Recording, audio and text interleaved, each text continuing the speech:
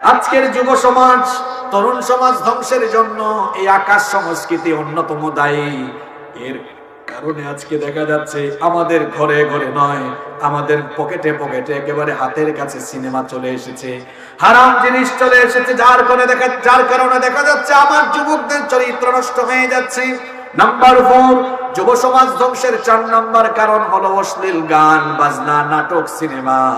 এগুলোর কারণে আজকের যুবকদের চরিত্র শেষ হয়ে যাচ্ছে। গান বাজনা এখন আমাদের কাছে হর হামেশা হালাল বিষয় মনে হয়েছে, এবং গান বাজনাকে আমরা এমন মনে করেছি গান বাজনা ছাড়া যেন আমাদের বেশিরভাগ পরিবারের বিয়ে শাদী উদ্বোধন করা যায় না। বিয়ে শাদীতে দেখা যায় বিয়ের দিন হুজুর সাহেবকে ডেকে এনে বলা হয়, হুজুর আপনি বিয়ের খুতবা দেন, হুজুর আপনি বিয়েটা পড়ায়া দেন। এখন হুজুর বিয়ে পড়ায়া দিচ্ছেন, বিবাহের খুতবা দিচ্ছেন, কিন্তু তার আগের রাতে গায়ে হলুদের নামে সেই বাড়িতে গান আর বাজনা হয়েছে। গান বাজনা হলো হারাম, গান বাজনা হলো নাপাক জিনিস। বিয়েটা হলো ইবাদত, বিয়েটা হলো হালাল কাজ। বিয়ের মতো হালাল কাজ, বিয়ের মতো ইবাদত, বিয়ের মতো পবিত্র কাজ যারা গান বাজনা বাজায়া যে সকল ছেলে মেয়েরা বিয়ে শাদী করে দাম্পত্য জীবন শুরু করে, তাদের দাম্পত্য জীবনের পরে প্রোডাকশন হিসাবে তাদের ঘরে যত ছেলে মেয়ে আসবে, ছেলে মেয়েগুলিও তারা ঝাঁকা নাকা মার্কা সন্তান পাবে। কারণ তাদের স্টার্টিং শুরুটা ভালো ছিল। এজন্য যারা বিয়ে শাদী করে নাই সেই যুবকদেরকে বলবো, সিদ্ধান্ত নিতে হবে গায়ে হলুদ আর গান বাজনা দিয়ে নয়, আমরা আমাদের বিয়ে শাদীগুলো আলেমদেরকে দাওয়াত দিয়ে, আলেমদের দোয়া নিয়ে, সুন্নতি তরিকায় আমরা আমাদের বিয়েগুলো সম্পন্ন করব। তাহলে দাম্পত্য জীবনে যিনি বরকত দিয়ে ভরে দিবে, গলার আওয়াজ বড় করে সবাই বলেন তিনি কি? অশ্লীল নাটক আর সিনেমা, এগুলোর কারণে আমার যুবক আর তরুণরা ধ্বংস হয়ে যাচ্ছে। আমার যুবক ভাইদেরকে বলবো, মোবাইল একটা হাতে আছে বলে আপনি আজে বাজে নাটক, আজে বাজে সিনেমা দেখবেন না।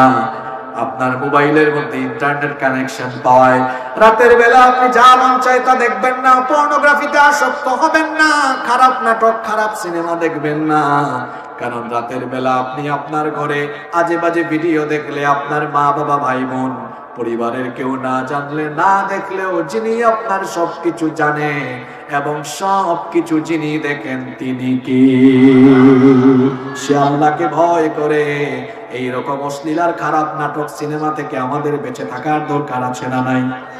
আল্লাহ কবুল করেন, বলেন আমিন। নাম্বার 5, আজকের যুব সমাজ ধ্বংসের 5 নাম্বার কারণ হলো দ্বীন বিবর্জিত শিক্ষা ব্যবস্থা। দ্বীন বিবর্জিত শিক্ষা ব্যবস্থা প্রতিষ্ঠা লাভ করা। বলবেন হুজুর কিসের সাথে কি? তো কিসের সাথে কি শোনেন। একটা ছেলে বা একটা মেয়ে যখন ছোটবেলা ক্লাস 1-এ ভর্তি হয়, সে শিশু, নার্সারি বা প্লেতে ভর্তি হয়েছে, শিশু সে মাত্র। এরপরে সে প্রাইমারির গন্ডি পাস হয়ে উচ্চ মাধ্যমিকে গেল, তার কৈশোর আসতে শুরু করলো। যখন সে মাধ্যমিকে গেল, তারুণ্য আসা আরম্ভ হলো। কলেজে গেল, তখনও তরুণ। বিশ্ববিদ্যালয়ে যখন সে গেল, তখন তার যৌবন আসা আরম্ভ হলো। শিশু, কিশোর, তরুণ, যৌবন কাল, পুরা এই সময়ের মধ্যে সে ইংরেজি শিখেছে, বিজ্ঞান শিখেছে, ম্যাথ শিখেছে, ইতিহাস শিখেছে, ফিজিক্স, কেমিস্ট্রি, বায়োলজি, আইসিটি সব শিখেছে, সব পেয়েছে। কিন্তু তার সিলেবাসে কোরআন পায় নাই, হাদিস পায় নাই। দ্বীনকে বুঝার জন্য, দ্বীনকে জানার জন্য কোন বিষয় তার সিলেবাসের মধ্যে অন্তর্ভুক্ত হলো না। এজন্য দেখা যায় কোরআন হাদিস তার সিলেবাসে না থাকার কারণে স্কুল, কলেজ বিশ্ববিদ্যালয়ের গণ্ডি পেরিয়ে সে যখন শিক্ষা জীবন শেষ করলো, তার এই শিক্ষা কারিকুলাম, আমি সকলকে বলছি না, দেখা যাচ্ছে বেশিরভাগ ক্ষেত্রে যে জাতির শিক্ষা কারিকুলামে দ্বীনি শিক্ষা থাকে না, কোরআন হাদিস থাকে না, কোরআন সুন্নাহ দ্বীনি শিক্ষা বিবর্জিত সেই কারিকুলাম দিয়ে একটা জাতির ছেলেরা মেয়েরা শিক্ষিত হতে পারে, কিন্তু বেশিরভাগ ক্ষেত্রে এরা শিক্ষিত চোর, ডাকাত, সন্ত্রাস আর লুটেরা হবে। আপনি বলবেন হুজুর একটা প্রমাণ দেন। মাঝে মাঝে মসজিদে জুতা চুরি হয়, যে ব্যক্তি জুতা চুরি করে সেও চোর। আর ঢাকার অফিসে বসে কলমের খোঁচায় কোটি কোটি টাকা দুর্নীতি করে ফেলে, চুরি করে বিদেশে পাঠায় দেয় পাচার করে, সেও চোর। দুই চোরের ক্যাটাগরি কি সমান? কথা কর না কেন? মসজিদে যে ব্যক্তি জুতা চুরি করেছে অশিক্ষিত, অর্ধশিক্ষিত, অল্প শিক্ষিত। আর যে ব্যক্তি কলমের খোঁচায় শত শত হাজার হাজার কোটি টাকা লুটপাট করেছে সে অশিক্ষিত বা অর্ধশিক্ষিত নয়, সে ডিগ্রি পাস করা, অনার্স মাস্টার শেষ করা, বিশেষ বিশেষ ক্ষেত্রে পিএইচডি ডিগ্রি কমপ্লিট করা। তো এত উচ্চ শিক্ষিত হওয়ার পরেও এত চুরি করলো কেন? এত ডাকাতি করলো কেন? এত দুর্নীতি করলো কেন? সে তো শিক্ষিত মানুষ, এত পড়ালেখা করার পরেও চুরি ডাকাতি আর দুর্নীতি থেকে সে বাঁচতে পারলো না কেন? কারণ হলো সে তার শিক্ষা কারিকুলামে, সে তার সিলেবাসের মধ্যে সবকিছুই পেয়েছে, কিন্তু যে শিক্ষা পেলে আখিরাতের ভয় অন্তরে আসে, আল্লাহর ভয় আসে, আখিরাতের জবাবদিহির অনুভূতি অন্তরে আসে, এমন শিক্ষা পায় নাই বলে এত শিক্ষা লাভের পরেও তার শিক্ষা তাকে শিক্ষিত চোর আর ডাকাতে পরিণত করেছে। এত শিক্ষা, আমাকে শেষ করতে দেন, এত শিক্ষা লাভ করার পরেও দেখা যাচ্ছে শুধু চোর আর ডাকাত নয়, তার চরিত্রের ভেতরেও সমস্যা দেখা দিয়েছে। এর কারণ কি? এই কথাটা কে বলেছেন আমি জানি না, তবে কথাটা বড় বাস্তবিক। একটা জাতিকে অস্ত্র দিয়ে, বন্দুক দিয়ে শেষ করা অনেক কঠিন, কারণ যুদ্ধ অনেক সময় শেষ হয় না, করতে করতেও শেষ হয় না। কিন্তু একটা জাতিকে খুব সুকৌশলে ধ্বংস করে দেওয়া যায় যদি একটা জাতির শিক্ষা কারিকুলামকে ধ্বংস করে দেওয়া যায়। এই যে আপনারা এখানে তাকান, এত যুবক এই মাহফিলে এসেছে। বাংলাদেশে এখন যুবক তরুণরা নায়ক নায়িকাদের পিছনে ঘুরে না, গায়ক গায়িকাদের পিছনে ঘুরে না। এজন্য নায়ক নায়িকা, গায়ক গায়িকারা তাদের সিনেমা ছেড়ে, গান বাজনা ছেড়ে এখন তারা রাজনীতি আরম্ভ করেছে। কারণ ওগুলো এখন কেউ আর দেখে না, এগুলা দিয়ে এখন সংসার চলে না। যুবকরা, তরুণরা দিন দিন ইসলামের দিকে ডাইভার্ট হচ্ছে, এজন্য ইসলাম বিরোধীদের মাথা খারাপ হয়ে গিয়েছে। এদেরকে কেমনে এই পথ থেকে ফিরাই আনবে তারা? সরাসরি তো নাচ গান বাজনা দিয়েও আনা যাচ্ছে না, ধ্বংস করবে কেমনে? এজন্য দিন বিরোধীরা, ইসলাম বিরোধীরা সুকৌশলে শিক্ষা ব্যবস্থায় হাত দিয়েছে। এখানে বিভিন্ন দলের, বিভিন্ন মতের মানুষ আছেন। আমি সবাইকে বলবো, রাজনীতি রাজনীতির জায়গায়, শিক্ষা হলো শিক্ষার জায়গায়। আপনি যদি সবকিছুকে রাজনৈতিক দৃষ্টিকোণ থেকে নেন, আপনি নিজেই বিপদে পড়বেন। কিরকম বিপদে পড়বেন ভালো করে বুঝাই দিই। এখন আমাদের বইয়ের ভেতরে আছে শরীফ থেকে। আপনি যদি রাজনীতির কারণে এই ক্ষেত্রে চুপচাপ থাকলেন, কথা বললেন না, উপরের দিকে থুতু মারলে কার উপরে পড়ে? শোনেন, 15 বছর পরে আপনি কিভাবে আক্রান্ত হবেন। আজকে আপনি রাজনীতির কারণে কথা বলেন না, চুপচাপ আছেন। আপনার যে ছেলে মেয়েগুলো এখনো ছোট, কিংবা যারা বয়স্ক নাতি নাতনি যাদের হবে সামনে, একটা বাচ্চা ছোটবেলায় সে যা শিখে তার চিন্তা চেতনা ওই রকমই তৈরি হয়, তার মন মানসিকতা ওই রকম বিকশিত হয়। সে যখন স্কুলে গিয়ে শিখবে শরীফার গল্প থেকে, যে শরীফ তিনি ট্রান্সজেন্ডারের মাধ্যমে কি হয়েছে, শরীফা। ট্রান্সজেন্ডার আর হিজরা কিন্তু এক জিনিস না। ট্রান্সজেন্ডার এটা হলো মানসিক সমস্যা, আর হিজরা হলো জন্মগত সমস্যা। লিঙ্গ প্রতিবন্ধী, যাদের জন্মগত ত্রুটি আছে, লিঙ্গে ত্রুটি আছে, তাদেরকে বলা হয় কি, হিজরা। আর ট্রান্সজেন্ডার এটা ল্যাব টেস্টেও প্রমাণ করা যায় না, এটা মানসিক বিষয়। একজন মনে মনে ভাবলো তার চেহারা সুরত ছেলের মতো, দাঁড়িয়ে আছে, গুফ আছে, ছেলেদের মতো শরীর। হঠাৎ করে মনে মনে ভাবলো যে আমি দেখতে ছেলের মতো হলেও মনে মনে আমি একটা মেয়ে। তো শরীফ মনে মনে নিজেকে মেয়ে ভেবে হয়ে গেছে কি? কথা কর না কেন? আপনি এটার বিরোধিতা যদি না করেন, এই ট্রান্সজেন্ডারের বিপদ কি হবে আমি একটু পরে বলছি। এখন এই শরীফা মনে মনে শরীফা হয়েছে, এখন তার যদি বিয়ে হয়, সে যে মনে মনে মেয়ে ভাবলো তাকে, তো মনে মনে ভাবা এই মেয়ের নিশ্চয়ই বিয়ে হবে আরেকটা ছেলের সাথে। এখন সে তো মনে মনে মেয়ে, জন্মগত মেয়ে না।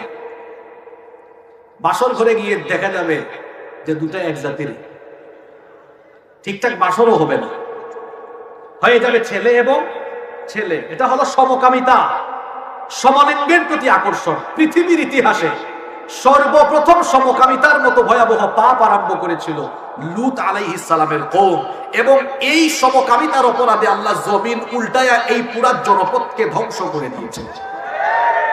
আপনি যদি আজ রাজনীতির কারণে, পদ পদবীর কারণে এই সমকামিতার বিরুদ্ধে কথা না বলেন, তাহলে আপনিও আল্লাহর গজব থেকে নিজেকে বাঁচাতে পারবেন না।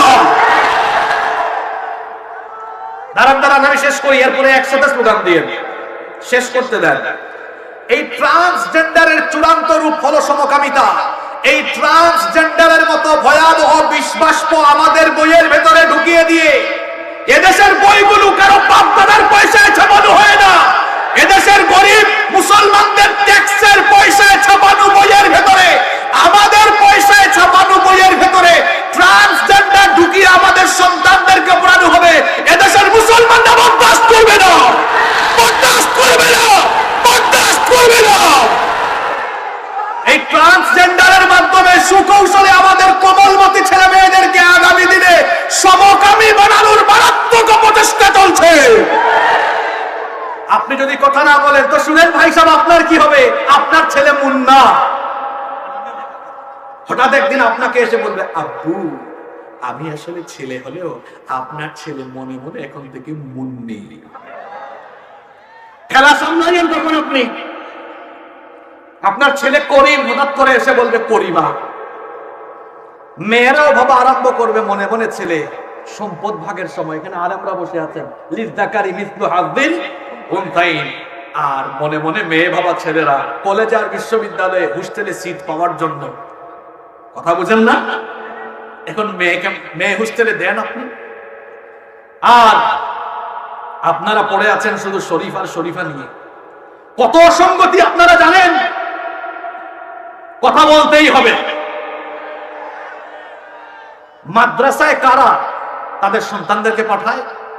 যারা তাদের ছেলেদেরকে আলেম বানাতে চায়, মুত্তাকি পরহেজগার বানাতে চায়, মেয়েদেরকে যারা আলেমা বানাতে চায়। যেহেতু স্কুল মাদ্রাসা আলাদা, তাদের কারিকুলাম আলাদা হওয়াই দরকার। আমার মাদ্রাসার বইয়ের মলাটগুলো আপনি দেখবেন, দাখিল দশম শ্রেণী পর্যন্ত বইয়ের মলাটগুলো, কাভারগুলো দেখলে মনেই হয় না এগুলো মাদ্রাসার বই।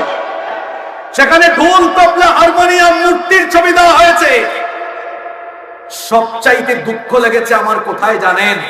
ইতিহাস ও সামাজিক বিজ্ঞান বইয়ের ভেতরে বিশ্ব মানচিত্রে ইসরায়েলের নাম বড় করে দিয়ে ফিলিস্তিনের নাম মুছে দেওয়া হয়েছে। এটা কি মেনে নেওয়া যায়? কান খাড়া করে শুনে রাখো পৃথিবীর মানুষ, পৃথিবীতে ইসরায়েল বলতে সভ্য কোন রাষ্ট্র নেই। ইসরায়েল হচ্ছে অসভ্য জারজ রাষ্ট্র। এরা ফিলিস্তিনিদেরকে ফিলিস্তিন থেকে বাস্তুচ্যুত করে দিয়ে ফিলিস্তিনের ভূমিকে জোর করে দখল করে রেখেছে। বিশ্ব মানচিত্রে ইসরায়েল বলে কোন দেশ নাই, ইসরায়েলের পুরোটাই হলো ফিলিস্তিন। আমার পাঠ্য বইয়ের ভেতরে বিশ্ব মানচিত্র থেকে ফিলিস্তিন বাদ।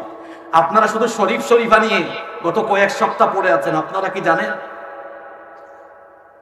আরেক গল্প আছে, কি অন্তরা আর ছেলেটার নাম কি জানো? ফাহিম। শুনেন, ক্লাস 7 এর বইয়ের ভেতরে ঢুকানো। ফাহিম আর অন্তরা একই ক্লাসে পড়ে, তাদের দুজনের মধ্যে একটা কথা বলতে বলতে একটা সম্পর্ক হয়েছে। অবশেষে সেই সম্পর্ক প্রেমের সম্পর্কে গড়িয়েছে। এখানে যারা আওয়ামী লীগ করে, যারা বিএনপি করে, যারা জাতীয় পার্টি করে, সব দলের মানুষ জবাব দেন। আপনার 5, 6, 7 এ পড়া ছেলে মেয়ে প্রেম করুক, এটা কে কে চান? হাত তুলুন। কেউ চান? যদি কেউ না চান তাহলে দল, মত, জাতি, বর্ণ, ধর্ম নির্বিশেষে সকলকে এই অশিক্ষা কুশিক্ষার বিরুদ্ধে আওয়াজ তুলতে হবে। এবং অন্তরা আর ফাহিমের মা বাবা শাসন করেছে, সেই গল্পে বলা হয়েছে এই শাসনটাকে নেগেটিভ ভাবে তুলে ধরা হয়েছে। শুধু কি তাই, ক্লাস 6 এর বইয়ের ভেতরে এসো কৈশোরের যত্ন নেই, চলো অনুভূতি শেয়ার করি, নিজের কথা বলি, প্রয়োজনে না করি। আমি আর ব্যাখ্যা করলাম না, আপনারা বুঝতেছেন। আমরা চাই শিক্ষা নিয়ে কোনো রাজনীতি না হোক। আমরা চাই না আমাদের সন্তানদের ভবিষ্যৎ নষ্ট হোক। আমরা চাই না আমাদের কোমলমতি সন্তানরা সমকামী হোক। সমকামিতা এত ভয়াবহ বিষয়। একটা কুকুর তার জৈবিক চাহিদা মেটানোর জন্য, যৌন চাহিদা নিবারণের জন্য সে কি বিপরীত লিঙ্গের কারো কাছে যায় না তার সমলিঙ্গের কাছে যায়? কথা বুঝেন নাই? একটা কুকুর, সে তার যৌন চাহিদা তো কুকুরেরও আছে, না থাকলে এত কুকুর হয় কিভাবে এলাকায়? তো যৌন চাহিদা মেটানোর জন্য একজন কুকুর তার বিপরীত লিঙ্গের কারো কাছে যায়। একটা হাঁস বিপরীত লিঙ্গের কাছে যায়, মোরগ মুরগির কাছে যায়। প্রত্যেকটা প্রাণী তার জৈবিক চাহিদা মেটানোর জন্য বিপরীত লিঙ্গের কাছে যায়। সমকামীরা এত নিকৃষ্ট, এরা আল্লাহর দেওয়া সুন্নতের ব্যতিক্রম ঘটিয়ে এরা এত খারাপ। একটা কুকুরও জৈবিক চাহিদা মেটানোর জন্য তার বিপরীত লিঙ্গের কারো কাছে যায়, কিন্তু সমকামীরা যৌন চাহিদা মেটানোর জন্য যখন সমলিঙ্গের কারো কাছে যায়, তখন তাদের এই সকল কার্যকলাপের মাধ্যমে তারা কুকুরের চাইতে অনিকৃষ্ট হয়ে যায়। আমরা এই সমকামিতা চাই না। আমরা চাই ওলামা মাশায়েখদেরকে ডেকে দায়িত্বশীল মহল যেন এই ভুলগুলো শুধরায়। আমরা চাই আমাদের সন্তানরা সভ্য হোক, চরিত্রবান হোক, আমাদের সন্তানগুলো ধ্বংস হোক, এটা আমরা চাই না। নাম্বার 5 নাম্বার বলছিলাম যুবক যুবতী তরুণ তরুণীদেরকে ধ্বংস করার জন্য আজকের 5 নাম্বার কারণ হলো শিক্ষা ব্যবস্থায় অশিক্ষা কুশিক্ষা ঢুকিয়ে দেওয়া। কথা কি ভুল বলেছি? দেখেন নাই 2 মাস আগে ক্লাস 5-এ ছেলে কুড়িগ্রামের ভুরুঙ্গামারি থেকে তার বান্ধবী একটাও না, আরে বাপরে বাপ, 5-এ পড়ে 2টা বানায় ফেলছে। আপনারা পত্রিকায় পড়েন না এটা? কক্সবাজার চলে গিয়েছে ক্লাস 5-এর ছেলে। শোনেন, একটা বাস্তবিক কথা বলি, এখানে যাদের বয়স 30-এর উপরে, আপনারা বলেন তো, আমরা ইন্টারমিডিয়েটে গিয়ে যেটা বুঝছি, এখনকার 4-5-এর ছেলে মেয়েরা দেখেন এর চেয়ে আরো বেশি বুঝে। এরা এত বুঝছে কেমনে জানেন?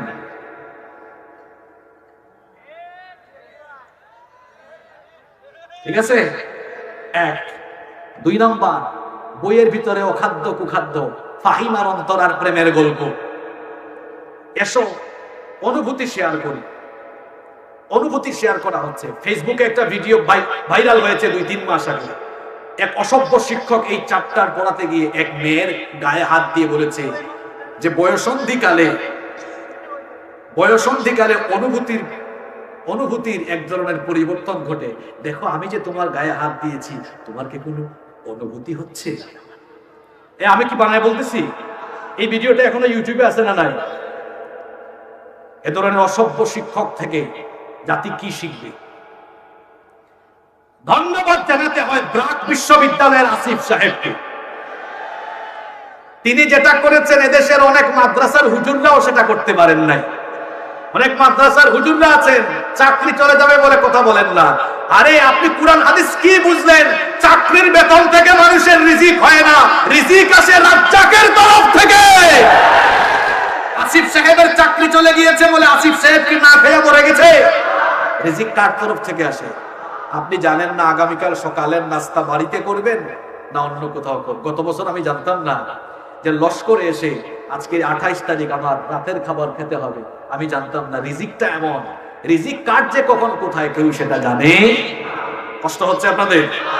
নাম্বার 6, আজকের যুব সমাজ ধ্বংসের 6 নাম্বার কারণ হলো যুবক যুবতী। মহিলারা মাহফিলে আছেন, মহিলারাও ধ্বংসের কারণ হলো নগ্ন, অর্ধনগ্ন, উলঙ্গ, অর্ধ উলঙ্গ কাপড় চুপড়ের সয়লাভ ঘটে যাওয়া। আজকের যুব সমাজ নগ্নতা আর উলঙ্গপনাকে নিজেদের সংস্কৃতি ধরে নিয়েছে। এই জন্য দেখা যায় অনেক যুবক আর তরুণরা হাফ প্যান্ট পরে রাস্তাঘাটে ঘোরাঘুরি করে, হাফ প্যান্ট পরে রাস্তায় ঘুরঘুর করে। এমন যুবক এখন আমাদের সমাজে আছে না নাই? সে জানেও না তার সতর হলো হাঁটুর নিচ পর্যন্ত। সতর ঢাকা হলো ফরজ না নফল?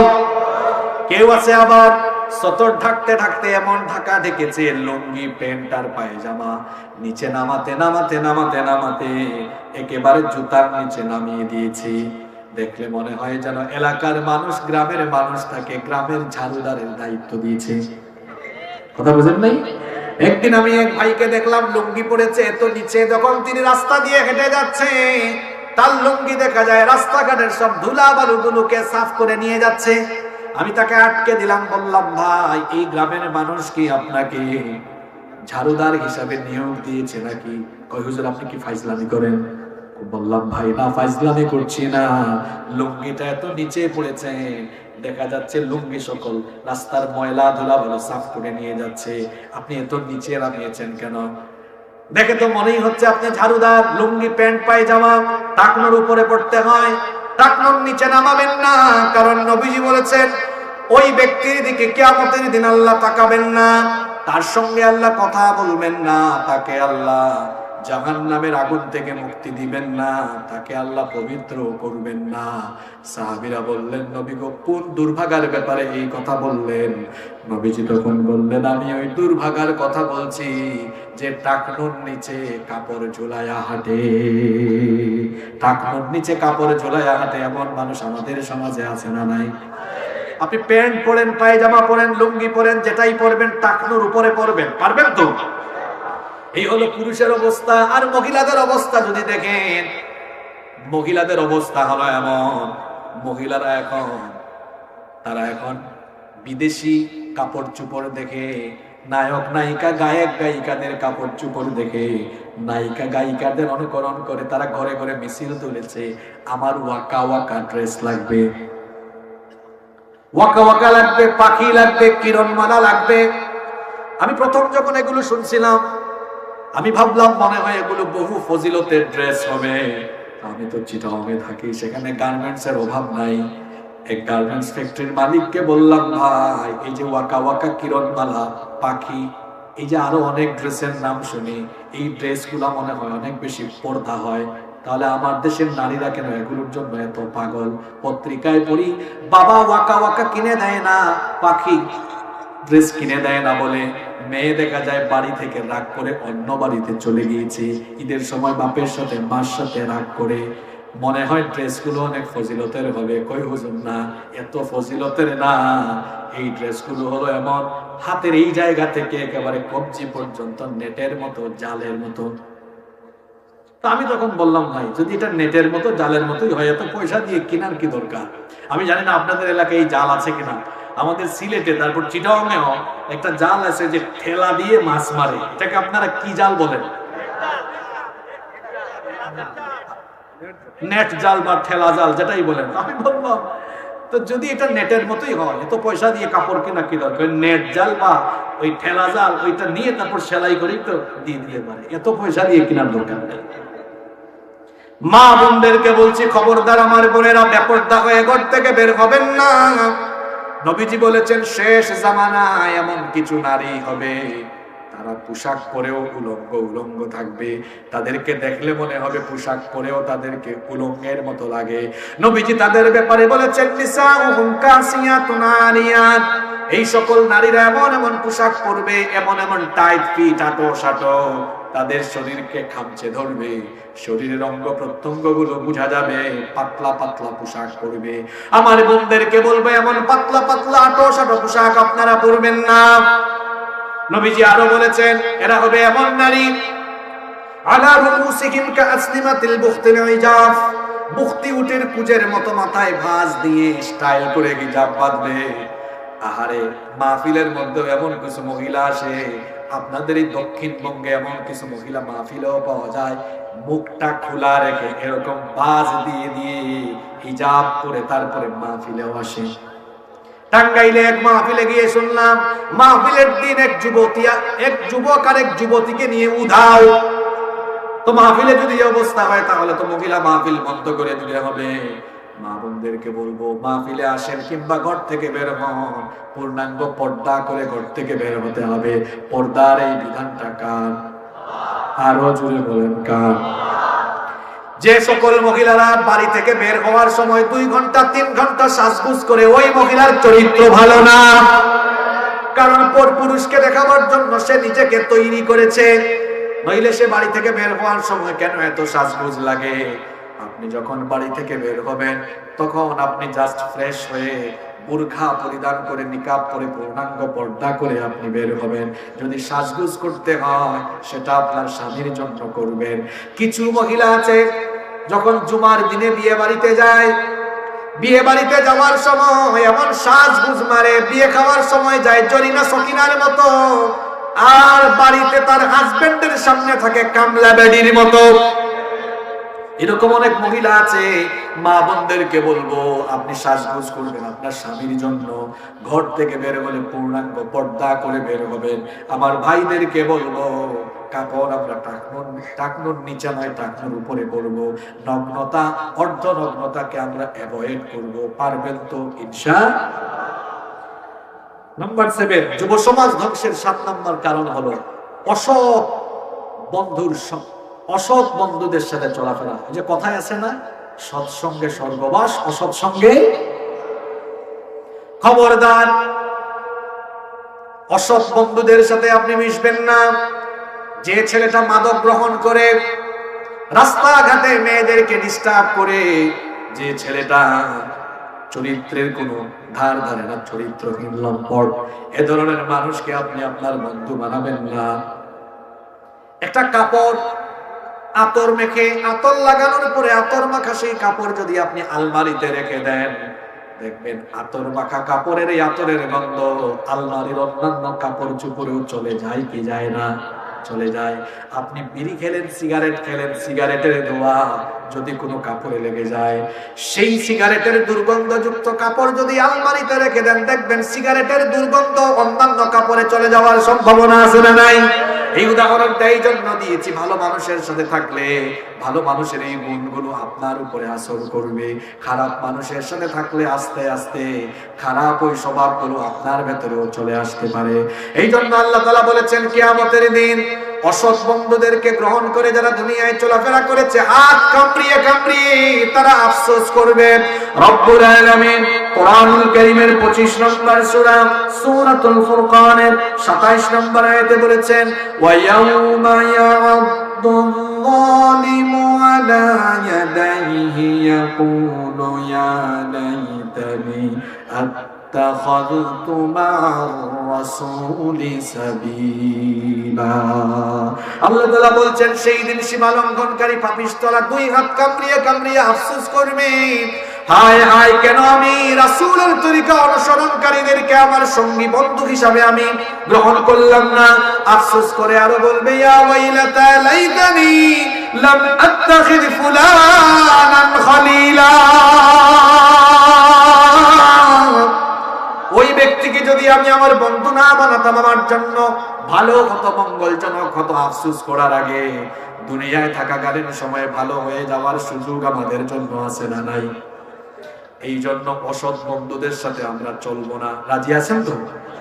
নাম্বার 8, যুব সমাজ ধ্বংসের 8 নম্বর কারণ হলো জিনা ব্যভিচারে ডুবে থাকা। আজকের যুব সমাজ বিবাহ বহির্ভূত হারাম রিলেশনের দিকে চলে যাচ্ছে। আমার যুব সমাজকে বলবো, এই জিনা ব্যভিচার থেকে নিজের ঈমান বাঁচাও। নাম্বার 9, যুব সমাজ ধ্বংসের 9 নম্বর কারণ হলো এই মোবাইল, তথ্য প্রযুক্তি আর ইন্টারনেটের অপব্যবহার। এখনকার যুবক তরুণরা দেখা যায় পড়ার সময়ে, পড়ার টেবিলে যতক্ষণ না থাকে, ইন্টারনেটে ফেসবুকে তার চেয়ে আরো বেশি থাকে। এই জন্য তার কেরিয়ারও নষ্ট হয়ে যাচ্ছে। যুব সমাজ ধ্বংসের 10 এবং সর্বশেষ গুরুত্বপূর্ণ কারণ হলো অসৎ এবং অযোগ্য নেতৃত্বের অনুসরণ। আপনারা আছেন না ঘুমাই গেছেন? অসৎ এবং অযোগ্য নেতৃত্বের অনুসরণ। আমার যুবক ভাইদেরকে, ছাত্র ভাইদেরকে বলছি, যেই বয়সে আপনাদের হাতে শোভা পায় বই, খাতা, কলম, কোরআন, হাদিস, ওই বয়সে কিছু মানুষ তার নিজের চেয়ারের জন্য, তার নিজের স্বার্থের জন্য আপনার হাতে বই, খাতা, কলমের বিপরীতে তুলে দেয় লাঠি, সুতা, ইয়াবা, গাঁজা, পিস্তল, AK-47। যারা আপনার হাতে যৌবন যৌবন বয়সে, তরুণ বয়সে বই খাতা কলমের বিপরীতে তার স্বার্থে আপনাকে সামনে পিছনে চামচার মতো ব্যবহার করে, সে আপনার নেতা নয়, সে আপনার শত্রু, মানবতার শত্রু। যুবকদেরকে বলছে, আপনার যৌবন কারো সামনে পিছনে চামচামি করার জন্য দেওয়া হয়নি। আপনার যৌবন দেওয়া হয়েছে আল্লাহর দ্বীনের পথে এই যৌবন বিলীন করে দেওয়ার জন্য। বুঝলে তো ভালো, না বুঝলে খারাপ। এখনকার কিছু যুবক আছে, দেখলে বড় কষ্ট লাগে। তার গোটা যৌবনকাল সে সামনে পিছে চামচার মতো তার যৌবনকাল বিনিয়োগ করে দিচ্ছে। আত্মসম্মান বোধ নাই। যুবকদেরকে বলছি, তুমি এই যৌবনকালীন বয়সে পড়াশোনা করো, নিজের যোগ্যতা বাড়াও, পড়াশোনা করো, চরিত্রবান হও। তুমি কারো সামনে পিছে চামচামি করা লাগবে না, গোটা দুনিয়া তোমার পেছনে ঘুরঘুর করবে। এই যৌবন আল্লাহর পথে বিনিয়োগ করো। যুব সমাজ ধ্বংসের এই মোট কারণ বলেছি কয়টা? এই ধ্বংসযজ্ঞ থেকে বাঁচার জন্য যুবকদেরকে কোরআনের পথে ফিরে আসতে হবে। আপনাদের পোস্টারের একটা স্লোগান খুব ভালো লেগেছে। এই স্লোগান তো আমি গত 3-4 বছর ধরে অনেক জায়গায় দেই, আল কোরআনের আলো মানুষের অন্তরে অন্তরে জ্বালো। এটাই আসলে সুন্দর স্লোগান। আমাদের অন্তরে অন্তরে যদি এই কোরআনের আলো জ্বলে ওঠে, তাহলে আমরা সকল ধ্বংসযজ্ঞ থেকে, ফিতনা থেকে আমরা বাঁচতে পারবো ইনশাআল্লাহ। আজকের এই